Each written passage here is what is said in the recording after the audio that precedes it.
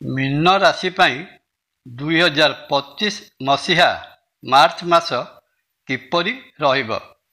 ଏହି ମାସରେ ମୀନ ରାଶି ଜାତ ବ୍ୟକ୍ତି ସ୍ୱାସ୍ଥ୍ୟ, ଶିକ୍ଷା, ଆୟ, କର୍ମ, ପ୍ରେମ, ବିବାହ ଏବଂ ଘର ଓ ପରିବାର କ୍ଷେତ୍ରରେ କ'ଣ ସବୁ ଫଳ ପାଇବାର ସମ୍ଭାବନା ରହିଅଛି। ଜୟ ଜଗନ୍ନାଥ। ନମସ୍କାର, ମୁଁ ତପନ ଡାଇଜେଷ୍ଟକୁ ଆପଣଙ୍କୁ ସ୍ୱାଗତ। ଦ୍ୱାଦଶ ରାଶିଚକ୍ରର ସବା ଶେଷ ରାଶି ମୀନ ରାଶି ଏବଂ ଗ୍ରହ ଜଗତର ସବୁଠାରୁ ଶୁଭ ଗ୍ରହ ଦେବଗୁରୁ ବୃହସ୍ପତି ମହାଗ୍ରହ ମୀନ ରାଶିର ଅଧିପତି।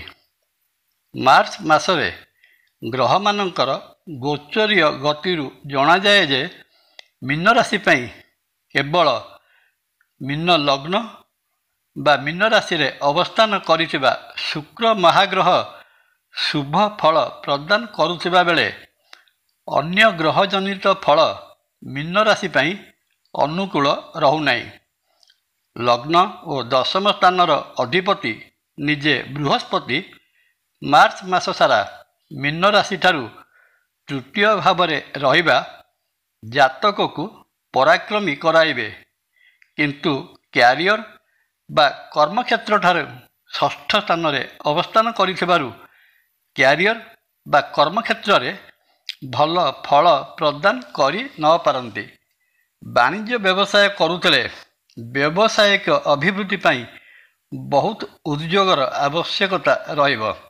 ବିଭିନ୍ନ କାମରେ ସର୍ବଦା ଧାଁ ଧପଡ଼ ଲାଗି ରହିବ। ସମୟ ସରିଯିବ କିନ୍ତୁ କାମ ସରିବନି। ତା ସାଙ୍ଗକୁ ବାଣିଜ୍ୟିକ ଗ୍ରହ ବୁଧ ମୀନ ରାଶିରେ ନୀଚ ଭାବରେ ଅବସ୍ଥାନ କରିବା ବାଣିଜ୍ୟ ବେପାରରୁ ଆଶାନୁରୂପକ ଲାଭ ପ୍ରଦାନ କରିପାରିବନି। କଷ୍ଟମର ବା ଗ୍ରାହକଙ୍କ ସହିତ କଥା କଟାକଟି ହୋଇ ଅପ୍ରୀତିକର ପରିସ୍ଥିତିର ସାମନା କରିବାକୁ ପଡ଼ିପାରେ।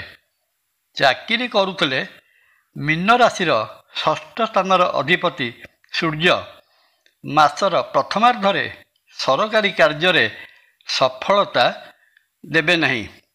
ହେବାକୁ ଥିବା ପ୍ରମୋସନ ଅଟକି ରହିବ। ମାସର ଦ୍ୱିତୀୟାର୍ଦ୍ଧରେ କିନ୍ତୁ ଅବସ୍ଥାରେ ପରିବର୍ତ୍ତନ ଘଟି ପ୍ରମୋସନର ରାସ୍ତା ଖୋଲିଯିବ। ମନପସନ୍ଦର ଜାଗାକୁ ବଦଳି ହେବାର ସମ୍ଭାବନା ଏବଂ ଅଫିସରେ ଆପଣଙ୍କ କାମ ଉଚ୍ଚ ଅଧିକାରୀମାନେ ପ୍ରଶଂସା କରିବେ। ଆର୍ଥିକ ଦୃଷ୍ଟିକୋଣରୁ ମାସର ପ୍ରଥମାର୍ଦ୍ଧରେ ବ୍ୟୟ ଭାବରେ ସୂର୍ଯ୍ୟ ଓ ଶନି ମହାଗ୍ରହ ରହିବା ଆୟ ବା ଲାଭ ଭାବରେ ନ୍ୟୁନତା ଆଣିବ।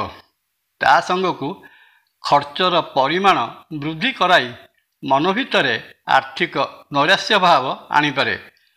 କିନ୍ତୁ ମାସର ଦ୍ୱିତୀୟାର୍ଦ୍ଧରେ ସୂର୍ଯ୍ୟ ମୀନ ରାଶିରେ ପ୍ରବେଶ କଲେ ଆର୍ଥିକ ଅବସ୍ଥାର ଦ୍ରୁତ ପରିବର୍ତ୍ତନ ଘଟିବ। ଦ୍ୱିତୀୟ ଧନଭାବର ଅଧିପତି ମଙ୍ଗଳ ରାଶିଠାରୁ ଚତୁର୍ଥ ଭାବରେ ରହି ଅଷ୍ଟମ ଦୃଷ୍ଟିରେ ଆୟ ସ୍ଥାନକୁ ଦୃଷ୍ଟି ଦେଉଥିବାରୁ ଆୟ ଆଶାନୁରୂପ ରହିପାରେ, କିନ୍ତୁ ଧନସ୍ଥାନ ଉପରେ ଶନିଙ୍କ ଦୃଷ୍ଟି ଧନ ସଞ୍ଚୟ କରିବାକୁ ଦେବ ନାହିଁ। କେବଳ ମୀନ ରାଶି ଅଧିପତି ବୃହସ୍ପତି ନବମ ଅମୃତ ଦୃଷ୍ଟିରେ ଲାଭସ୍ଥାନକୁ ଚାହୁଁଥିବାରୁ ପୂର୍ବରୁ ନିବେଶ କରିଥିବା ପୁଞ୍ଜିର ପରିମାଣ ବୃଦ୍ଧି ପାଇବ, କିନ୍ତୁ ଏ ସମୟରେ କୌଣସି ଆର୍ଥିକ ନିବେଶ କରିବା ଠିକ୍ ହେବ ନାହିଁ। ମାର୍ଚ୍ଚ ମାସରେ ମୀନ ରାଶି ଜାତ ବ୍ୟକ୍ତି ପ୍ରେମ ସମ୍ପର୍କରେ ଥିଲେ ବଡ଼ ଭାଗ୍ୟବାନ ବୋଲି ସାବ୍ୟସ୍ତ ହେବେ। ରାଶି ଅଧିପତି ବୃହସ୍ପତି ପ୍ରେମସ୍ଥାନ ବା ପଞ୍ଚମ ସ୍ଥାନର ଅଧିପତି ଚନ୍ଦ୍ର ମହାଗ୍ରହଙ୍କ ନକ୍ଷତ୍ର ରୋହିଣୀ ନକ୍ଷତ୍ରରେ ରହିବା ପ୍ରେମୀ ଯୁଗଳଙ୍କୁ ବଡ଼ ରୋମାଣ୍ଟିକ କରି ରଖିବ। ଏକାଠି ବସିବା, ଏକାଠି ବୁଲିବା ଓ ଏକାଠି ଭୋଜନ କରିବା ଭଳି ଘଟଣାରେ ଉଭୟଙ୍କର ମନ ବଡ଼ ପ୍ରଫୁଲ୍ଲ ରହିବ। ତା ସାଙ୍ଗକୁ ପ୍ରେମ ଓ ସୌନ୍ଦର୍ଯ୍ୟର ଗ୍ରହ ଶୁକ୍ର ମୀନ ରାଶିରେ ଉଚ୍ଚ ଭାବରେ ରହିବା ପ୍ରେମ ଭାବର ପରାକାଷ୍ଠାକୁ ବହୁଗୁଣିତ କରିବ।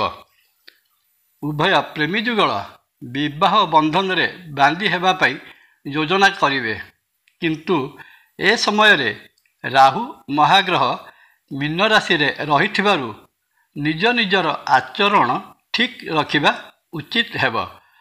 ପରସ୍ପର ମର୍ଯ୍ୟାଦା ଭିତରେ ରହି ଠିକ୍ କାର୍ଯ୍ୟ କରିବେ, ନଚେତ୍ ରାହୁ ବଦନାମ କରିଦେବାର ମଧ୍ୟ ସମ୍ଭାବନା ରହିଛି। ଅବିବାହିତ ଥିବା ପୁଅ ଝିଅଙ୍କ ପାଇଁ ଏ ମାସଟି ସେତେ ଶୁଭଙ୍କର ହେବ ନାହିଁ। ବିବାହ ଆଶାୟୀଙ୍କ ପାଇଁ ଏ ମାସରେ ବିବାହ ପ୍ରସ୍ତାବ ଆସିନପାରେ। ସପ୍ତମ ଭାବ ଅଧିପତି ବୁଧ ମହାଗ୍ରହଙ୍କର ନୀଚ ଭାବରେ ଅବସ୍ଥିତି ଯୋଗୁଁ ମଧ୍ୟସ୍ଥି ବା ଦଲାଲ ଭଲ ବିବାହ ପ୍ରସ୍ତାବ ଆଣିଦେବେ କହି ଆପଣଙ୍କଠାରୁ ବେଶ କିଛି ପଇସା ପତ୍ର ଠକି ନେଇ ପାରନ୍ତି, ତେଣୁ ସେମାନଙ୍କ ପ୍ରତି ସାବଧାନ ରହିବେ। ସ୍ୱାସ୍ଥ୍ୟ ସମ୍ପର୍କରେ ଆଲୋଚନା କଲାବେଳେ ଜଣାଯାଏ ଯେ ମାର୍ଚ୍ଚ ମାସଟିରେ ମୀନ ରାଶି ଜାତକ ବ୍ୟକ୍ତିଙ୍କର ସ୍ୱାସ୍ଥ୍ୟ ପ୍ରାୟତଃ ଠିକ୍ ଠାକ୍ ରହିବ। ମାସର ପ୍ରଥମାର୍ଦ୍ଧରେ ରହିଥିବା ସାମାନ୍ୟ ଥଣ୍ଡା, କାଶ ଓ ପିତ୍ତଜନିତ ରୋଗ ଦ୍ୱିତୀୟାର୍ଦ୍ଧରେ ପ୍ରଶମିତ ହୋଇଯିବ।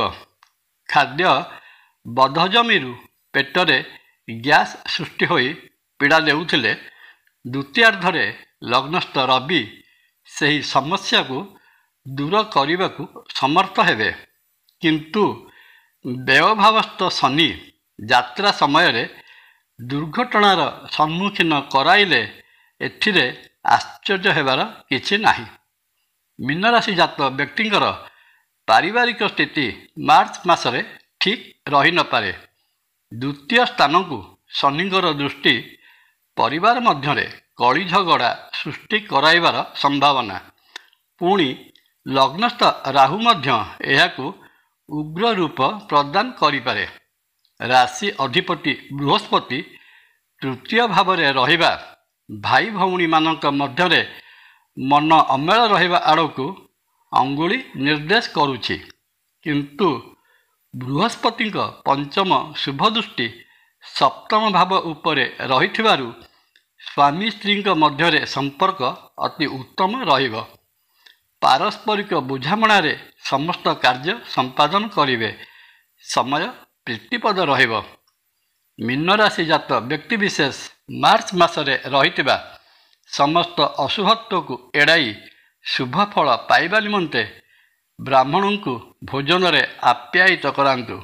ଅଭାବୀ ଲୋକଙ୍କୁ ଅନ୍ନ ବସ୍ତ୍ର ପ୍ରଦାନ କରନ୍ତୁ। ପ୍ରତ୍ୟହ ବାମନ ପୁରାଣ ପଠନ ବା ଶ୍ରବଣରେ ସମସ୍ତ ମନସ୍କାମନା ପୂରଣ ହୋଇଥାଏ। ଜୟ ଜଗନ୍ନାଥ। ଭିଡ଼ିଓ ଭଲ ଲାଗିଲେ ଲାଇକ୍, କମେଣ୍ଟ, ସବସ୍କ୍ରାଇବ୍ ଓ ସେୟାର କରିବାକୁ ଅନୁରୋଧ। ନମସ୍କାର। ତପନ।